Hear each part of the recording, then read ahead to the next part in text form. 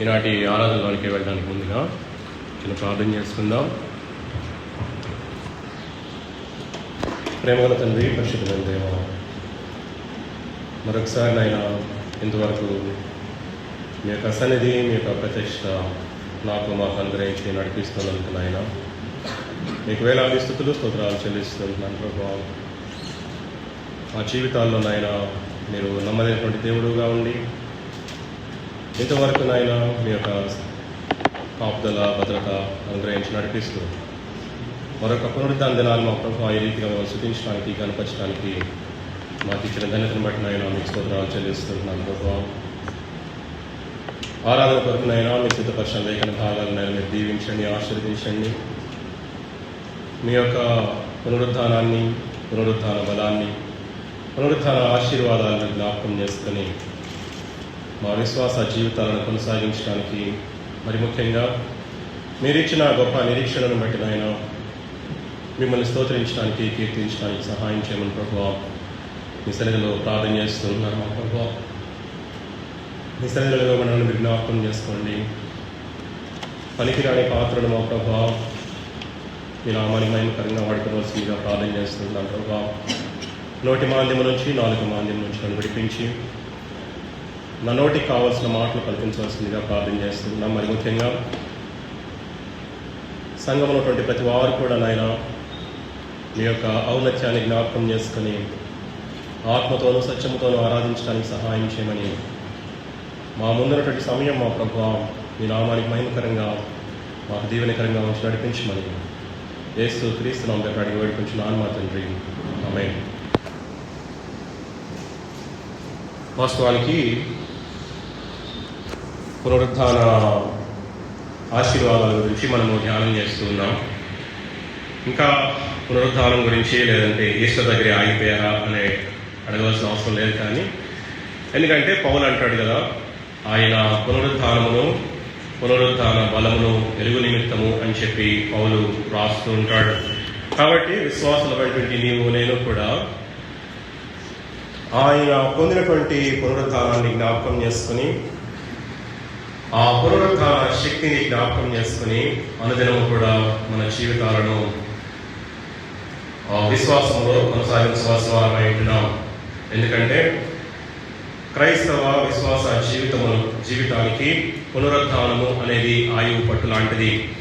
పునరుద్ధానము లేనట్లయితే కనుక, లేక క్రీస్తు ప్రభువారు కనుక పునరుద్ధానము గావించబడకపోయినట్లయితే ఈనాటి మన విశ్వాసము కేవలము వ్యర్థము అని లేఖనాలు సెలవిస్తూ ఉన్నాయి. వాస్తవానికి ప్రతి ఒక్క విశ్వాసి కూడా యేసు ప్రభువారి యొక్క పునరుద్ధానాన్ని అనుదినము అనునిత్యము జ్ఞాపకం చేసుకుని మన విశ్వాసాలు కొనసాగించవలసిన వారమై ఉంటున్నాం. అయితే అనుదిన జీవితంలో లేకపోతే మన పునరుద్ధాన దినాన మనము గమనించేటువంటి మన వర్తమానాలు ఎలా ఉన్నాయంటే దేవుని యొక్క ఔన్నత్యాన్ని మాత్రమే జ్ఞాపకం చేసుకోవడానికి మనము ఇష్టపడుతూ ఉంటాం. కానీ అంత మాత్రమే కాదు, క్రీస్తు ప్రభువారి యొక్క జననము నుంచి మరణము వరకు కూడా మనము అనర్గళంగా మాట్లాడతాము, సువార్త ప్రకటిస్తాము, విశ్వాసం ఉంచుతాము. కానీ మన జీవితాలలో అనేక సార్లు ఆ పునరుద్ధాన శక్తిని పొందుకోలేక నిర్వీర్యముగా మారిపోతూ ఉంటాం. కాబట్టి ఈస్టర్ రోజున 4 ఆశీర్వాదాలను మనం జ్ఞాపకం చేసుకున్నాము. మిగిలినటువంటి ఆశీర్వాదాలను జ్ఞాపకం చేసుకుని ఆయన మన జీవితాలలో అనుగ్రహించినటువంటి నిరీక్షణను బట్టి దేవుని స్తుతిద్దాం, ఆరాధిద్దాం. అయితే ఈ యొక్క లోకములో ఉన్నటువంటి అనేక మంది చరిత్రకారులు లేక శాస్త్రవేత్తలు యేసు ప్రభువారు మరణించలేదు అని, లేక యేసు ప్రభువారు తిరిగి ఆయన లేవలేదు అని నిరూపించడానికి చాలా ప్రయత్నాలు చేశారు. కానీ అనేక మంది ఆ యొక్క ప్రయత్నమును విరమించుకుని యేసుక్రీస్తు ప్రభువారే నిజమైనటువంటి దేవుడు అని తెలుసుకొని ఆయన సొంత రక్షకునిగా అంగీకరించి ఆయన యొక్క పునరుద్ధానాన్ని లోకవ్యాప్తంగా మరి ప్రకటించినట్లుగా మనం చూస్తూ ఉన్నాం. అయితే యేసుక్రీస్తు ప్రభువారు శిలువ పెట్టినటువంటి ఆ సమయంలో స్వయాన ఆయన శిష్యులుగా ఉన్నటువంటి వారే యేసుక్రీస్తు ప్రభువారిని విడిచిపెట్టి పారిపోయారు. ఆ తరువాత యేసుక్రీస్తు ప్రభువారు పునరుద్ధానుడు అయిన తర్వాత ఆ యొక్క పునరుద్ధానాన్ని కళ్ళారా చూసినటువంటి ఆ శిష్యులు ఆదిమ సంఘ కాలంలో పునరుద్ధాన శక్తిని పొందుతున్న వారై వారి యొక్క ప్రసంగాలలో మాటి మాటికి పునరుద్ధానం యొక్క ఔన్నత్యాన్ని, పునరుద్ధాన శక్తిని, పునరుద్ధానాన్ని ఎరిగినటువంటి వారే వారి ప్రసంగాలలో పదే పదే ప్రస్తావిస్తూ వచ్చినట్లుగా మనం చూస్తూ ఉన్నాం.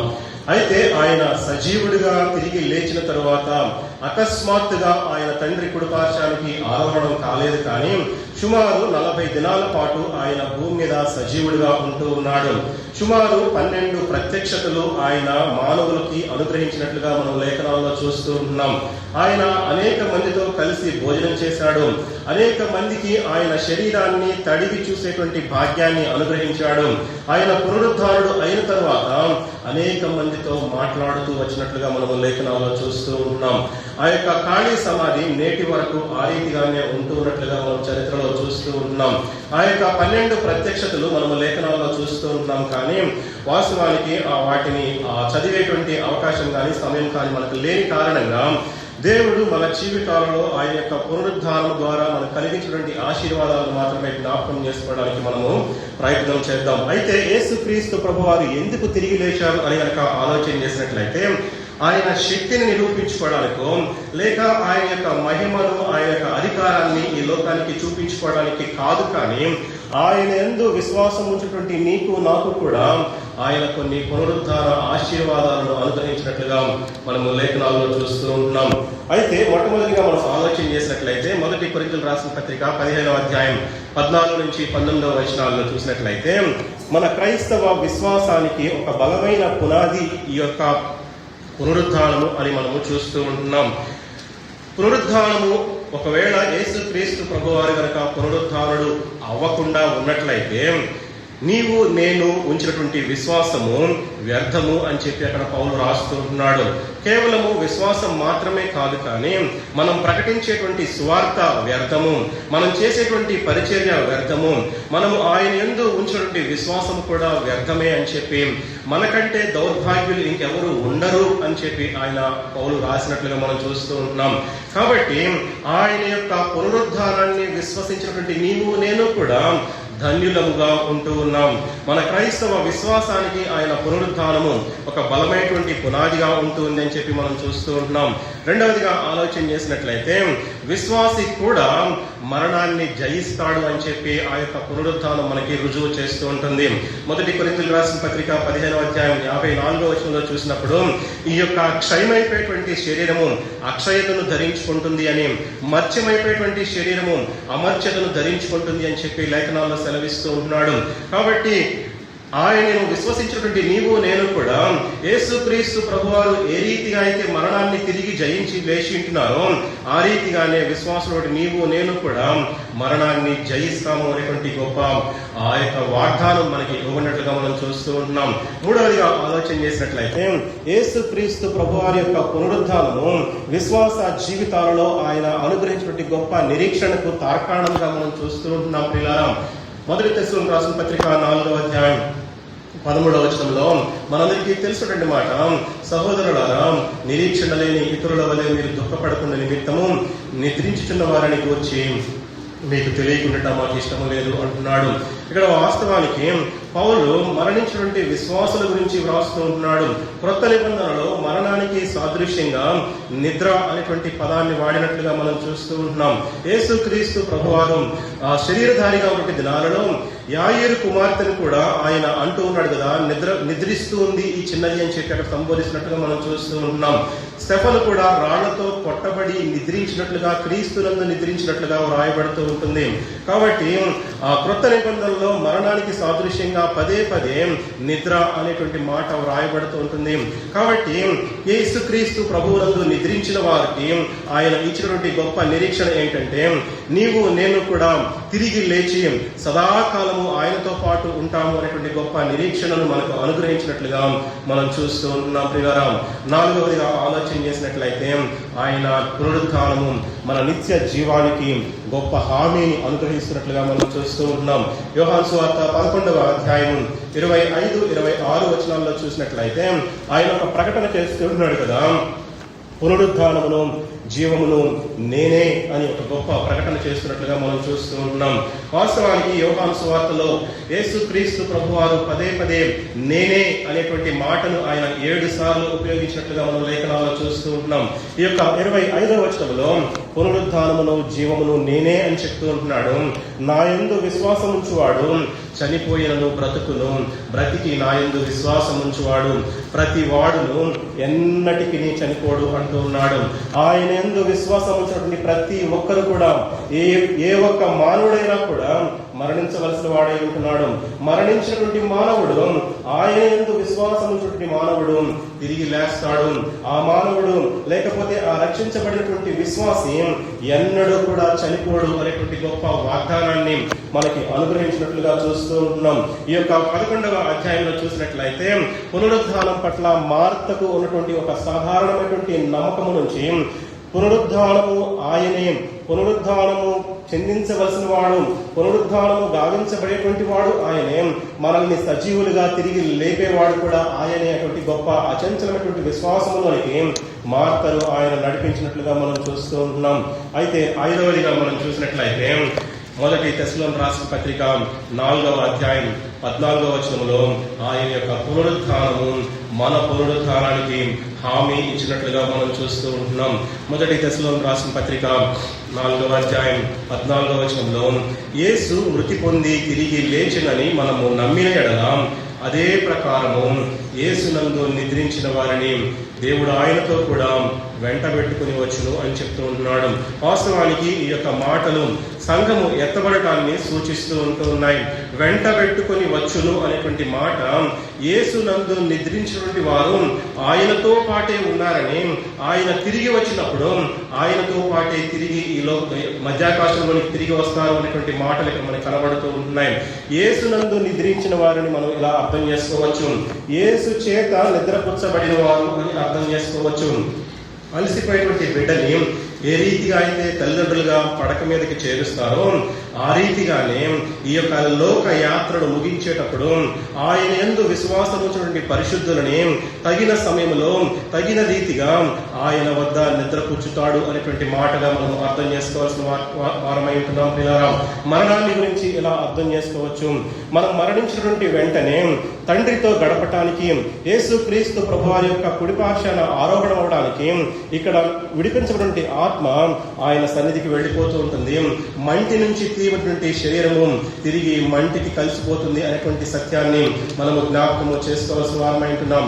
మొదటి కొరింథీయులకు రాసిన పత్రిక 15వ అధ్యాయము 44-45 వచనాల్లో చూసినట్లయితే ఈ రీతిగా రాయబడుతూ ఉంటుంది. మొదటి కొరింథీయులకు రాసిన పత్రిక 15వ అధ్యాయం 44-45 వచనాల్లో ప్రకృతి సంబంధమైన శరీరముగా విత్తబడి ఆత్మ సంబంధమైన శరీరముగా లేపబడును. ప్రకృతి సంబంధమైన శరీరం ఉన్నది కనుక ఆత్మ సంబంధమైన శరీరము కూడా ఉన్నది. ఇందు విషయమై ఆదాము అనేటువంటి మొదటి మనుష్యుడు జీవించు ప్రాణి ఆయనని వ్రాయబడి ఉన్నది. కడపటి ఆదాము జీవింపచేయు ఆత్మ అయిందని అని చెప్పి రాస్తున్నాడు. కాబట్టి ఏ రీతిగా అయితే భౌతికమైనటువంటి శరీరం ఉంటుందో ఆధ్యాత్మికమైనటువంటి శరీరం కూడా ఉంటుంది అని చెప్పి ఈ యొక్క లేఖన భాగము మనకి సెలవిస్తూ ఉంటుంది. అయితే తిరిగి లేచేది లేక యేసుక్రీస్తు ప్రభువారు మధ్యాకాశానికి తిరిగి వచ్చినప్పుడు తిరిగి లేచేది మాత్రము ఆధ్యాత్మిక శరీరం అని చెప్పి మనం అర్థం చేసుకోవాల్సిన వారమై ఉంటున్నాం. ప్రకటన గ్రంథం 6వ అధ్యాయం 10వ వచనంలో ఒక చక్కటి మాట వ్రాయబడుతూ ఉంటుంది. ప్రకటన గ్రంథం 6వ అధ్యాయం 10వ వచనంలో వారు నాథా సత్యస్వరూపి పరిశుద్ధుడా ఎందాక తీర్పు తీర్చకయు మా రక్తము నిమిత్తము భూనివాసులకు ప్రతిదండన చేయకయు ఉందువని బిగ్గరగా కేకలు వేసిరి అని చెప్పి వ్రాయబడుతూ ఉంటుంది. ప్రియారాం, వాస్తవానికి ఈ యొక్క మాటను మనం అర్థం చేసుకోవడానికి ప్రయత్నించినట్లయితే పాత నిబంధన కాలంలో ఉన్నటువంటి భక్తులు లేక విశ్వాసులు, క్రొత్త నిబంధన కాలంలో ఉన్నటువంటి విశ్వాసులు ఇప్పటి వరకు ఎవరైతే మరణించారో వారందరూ కూడా పరదైసులో ప్రభు వారి యొక్క 2వ రాకడ కొరకు కనిపెడుతూ ఉన్నట్లుగా ఈ యొక్క లేఖన భాగంలో మనం అర్థం చేసుకోవాల్సిన వారమై ఉంటున్నాం. ఇంకా ఎందాక తీర్పు తీర్చకుండా ఉంటావు, ఇంకా ఎప్పుడు వస్తావు అని చెప్పి వారంతా కూడా ప్రభు వారి యొక్క రాకడ కొరకు మొరపెడుతున్నట్లుగా మనం చూస్తూ ఉంటున్నాం ప్రియారా. ఆరవదిగా ఆలోచన చేసినట్లయితే అక్షయమైనటువంటి మహిమ కలిగినటువంటి శరీరముగా ఈ దీన శరీరాన్ని మారుస్తాడు అనేటువంటి వాగ్దానం అక్కడ కనబడుతూ ఉంటుంది ప్రియారా. ఫిలిప్పీ పత్రిక 3వ అధ్యాయం 20వ వచనము 21వ వచనంలో చూసినట్లయితే మన పౌరస్థితి పరలోకమునందున్నది, అక్కడ నుండి ప్రభు అయిన యేసు క్రీస్తు అను రక్షకుని నిమిత్తము కనిపెట్టుకుని ఉన్నాము. సమస్తమును తనకు లోపరచుకొనజాలిన శక్తిని బట్టి ఆయన మన దీన శరీరమును తన మహిమ గల శరీరమునకు సమరూపము గల దానిగా మార్చును అని చెప్పి వ్రాస్తూ ఉంటున్నాడు పిల్లరా. మన పౌరస్థితి అనేటువంటి ఈ యొక్క గ్రీకు పదము విదేశీయుల సమూహాన్ని సూచిస్తున్నట్లుగా మనం అర్థం చేసుకోవాల్సిన వారమై ఉంటున్నాం. కనిపెట్టుకొని ఉన్నాము లేక ఆసక్తిగా ఎదురు చూస్తున్నాము అని చెప్పి వ్రాయబడుతూ ఉంటుంది. కాబట్టి యేసు క్రీస్తు ప్రభువారి యొక్క రెండవ రాకడ గురించి ఎదురు చూసేటువంటి ప్రతి ఒక్కరి జీవితాలలో ఈ యొక్క హామీ ఇవ్వబడినట్లుగా యేసు క్రీస్తు ప్రభువారు పునరుద్ధానుడైన తరువాత ఎటువంటి మహిమగలటువంటి శరీరాన్ని ధరించుకున్నాడో, ఎటువంటి అక్షయమైనటువంటి శరీరాన్ని ధరించుకున్నాడో, ఎటువంటి అమర్త్యమైనటువంటి శరీరాన్ని ధరించుకున్నాడో, యేసు క్రీస్తు ప్రభువారి యందు విశ్వాసం ఉంచి తిరిగి లేవబడేటువంటి మనకి కూడా అటువంటి అక్షయమైన శరీరాన్ని, అటువంటి అమర్త్యమైనటువంటి శరీరాన్ని మనము ధరించుకోబోతున్నాము అనేటువంటి గొప్ప నిరీక్షణని ఈ యొక్క పునరుద్ధానం మనకి అందిస్తున్నట్లుగా మనం చూస్తూ ఉంటున్నాం. ఒకసారి ఆలోచించుకుందాము. ఈ ముడతలు పడిపోయేటువంటి శరీరము, ఈ మచ్చలు కలిగినటువంటి శరీరము మార్చబడుతూ ఉంటుంది.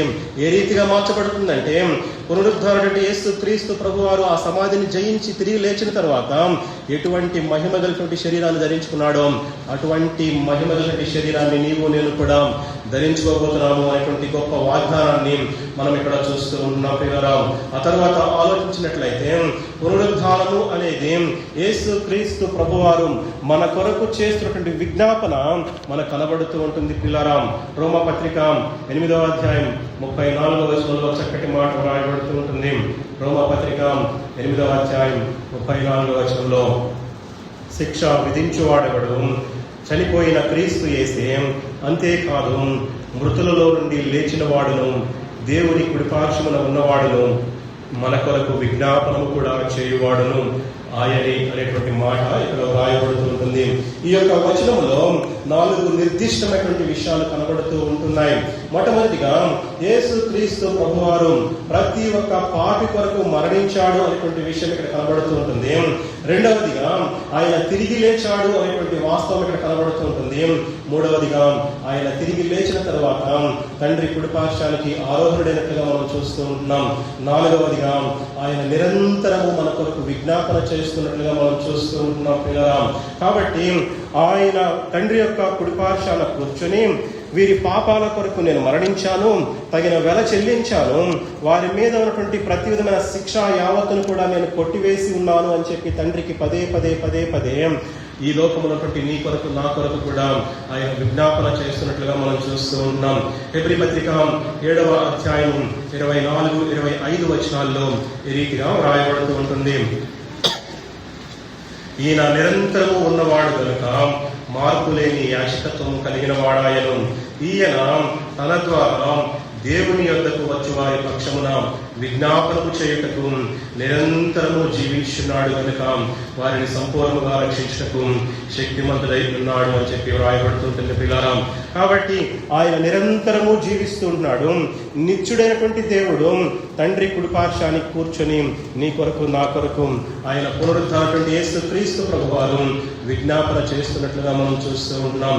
చివరిగా ఆలోచన చేసినట్లయితే ఆయన పునరుద్ధానము మన పాప జీవితాన్ని విడిచిపెట్టి, మన పాత జీవితాన్ని విడిచిపెట్టి పరిశుద్ధమైన, పవిత్రమైన, నీతియుక్తమైనటువంటి జీవితాన్ని జీవించడానికి ఆయన పునరుద్ధానం మనం ప్రేరేపిస్తున్నట్లుగా మనం చూస్తూ ఉంటున్నాం. రోమపత్రిక 6వ అధ్యాయం 4వ వచనంలో ఈ రీతిగా వ్రాయబడుతుంటుంది. తండ్రి మహిమ వలన క్రీస్తు మృతులలో నుండి ఎలాగూ లేపబడెనో అలాగే మనమును నూతన జీవము పొందిన వారమై నడుచుకున్నట్లును మనము బాప్తిస్మం వలన మరణంలో పాలు పొందుటకై ఆయనతో కూడా పాతి పెట్టబడితిమి అని చెప్పి వ్రాస్తూ ఉంటున్నాడు. నూతన జీవము పొందిన వారమై నడుచుకున్నట్లు అంటే పాత స్వభావాన్ని, పాత జీవితాన్ని విడిచిపెట్టి నూతనమైనటువంటి జీవితాన్ని జీవించడానికి, పరిశుద్ధమైనటువంటి జీవితాన్ని జీవించడానికి పునరుద్ధరణటువంటి యేసు క్రీస్తు ప్రభువారి యొక్క జీవితము అనునిత్యము అనుదినము కూడా మనల్ని ప్రేరేపిస్తున్నట్లుగా మనం చూస్తూ ఉంటున్నాం. పాతవి గతించను, ఇదిగో సమస్తమును క్రొత్తవాయును అని వ్రాయబడినట్లుగా యేసు క్రీస్తు ప్రభువారి యందు విశ్వాసం ఉంచిన తర్వాత పునరుద్ధరణటువంటి యేసు క్రీస్తు ప్రభువారు ఏ రీతిగా అయితే మన కొరకు ఆయన మొరపెడుతూ ఉంటున్నాడో, ఏ రీతిగా అయితే ఆయన తిరిగి లేచాడో, ఏ రీతిగా అయితే ఆయన మహిమ కలిగినటువంటి శరీరాన్ని ధరించుకున్నాడో, ఆ రీతిగానే నీ కొరకు నా కొరకు కూడా ఆయన మహిమ కలిగినటువంటి అక్షయమైనటువంటి అమర్చమైనటువంటి శరీరాన్ని, నూతనమైనటువంటి శరీరాన్ని ఆయన మన కొరకు దాచేయించినట్లుగా మనం చూడగలుగుతూ ఉంటున్నాం పిల్లరాం. కాబట్టి ఈ యొక్క 8 ఆశీర్వాదాలు మనం జ్ఞాపకం చేసుకుందాం పిల్లరాం. అయితే ముగించే ముందు ఒక మాటను చెప్పి నేను ముగిస్తూ ఉంటున్నాను పిల్లరాం.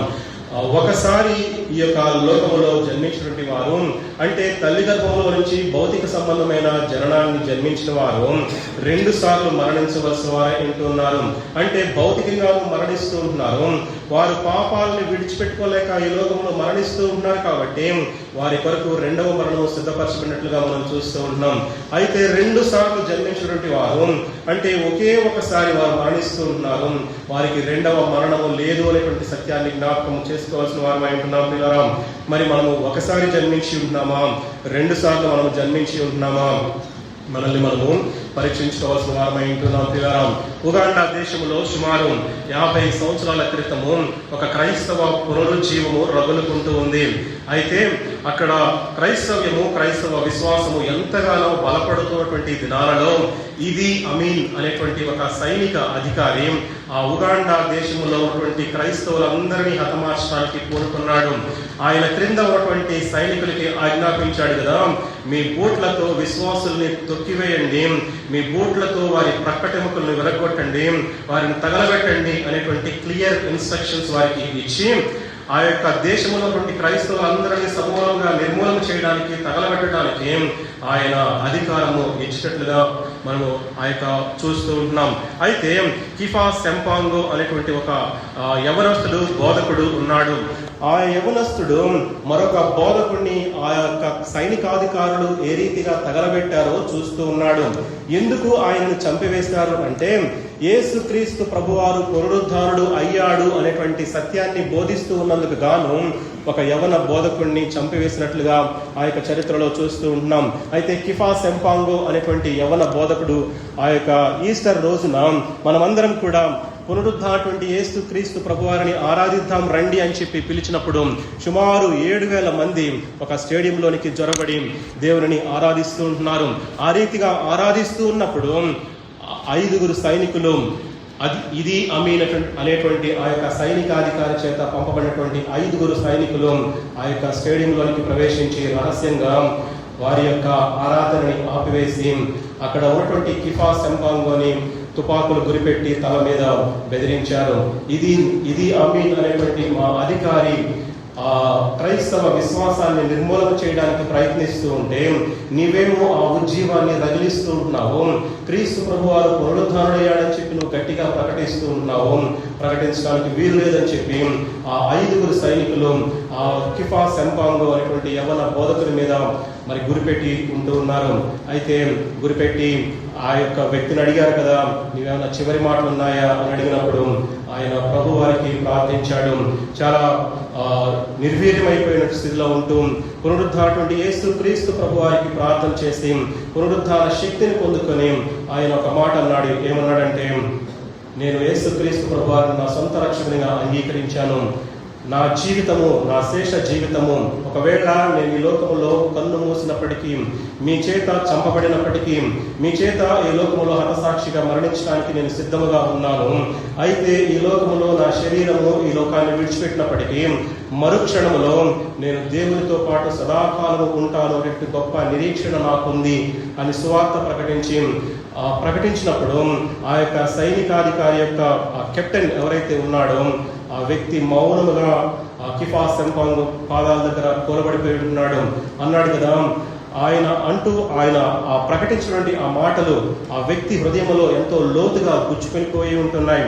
అరే, నేను వీడిని చంపేస్తాను అంటూ ఉంటే వీడేంటి మరలా బ్రతుకుతానంటున్నాడు, నేను మరలా పునరుద్ధానం చెందుతానంటున్నాడు ఏంటి అని చెప్పి ఆలోచన చేస్తే ఆ యొక్క కిఫా సెంపాంగతో ఆ వ్యక్తితో అన్నాడు కదా, నా కొరకు ప్రార్థన చేస్తావా అన్నప్పుడు ఆ వ్యక్తి ప్రార్థన చేశాడు. ఆ వ్యక్తి ప్రార్థన చేసిన తర్వాత 1973 సంవత్సరం ఆ యొక్క ఈస్టర్ పండుగ రోజున ఆ 5 సైనికులు కూడా దేవుని యందు విశ్వాసం నుంచి రక్షించబడ్డారు. వారి తుపాకుల్ని, వారి పాత జీవితాన్ని విడిచిపెట్టి దేవుని పరిచర్యలో వారు సాగిపోయినట్లుగా ఉగాండా దేశంలో ఒక గొప్ప ఉజ్జీవానికి వారు కారకులైనట్లుగా మనం చూస్తూ ఉన్నాం పిల్లరా. అయితే నీకు నాకు అటువంటి గొప్ప నిరీక్షణ ఉంటూ ఉందా? ఒకవేళ దేవుడు అనుగ్రహించినండి ఆ నిరీక్షణ మన హృదయాల్లో సజీవుగా ఉన్నట్లయితే దేవునికి వందనాలు చెల్లిద్దాం, స్తోత్రాలు చెల్లిద్దాం. ఒకవేళ నేను ఇక్కడ కన్ను మూసినా కూడా నాకు అటువంటి నిరీక్షణ లేదు అని కనుక మన హృదయంలో అనిపించినట్లయితే దేవుని పాదాలను పట్టుకుందాం, దేవుని సన్నిధిలో మొరపెడదాం.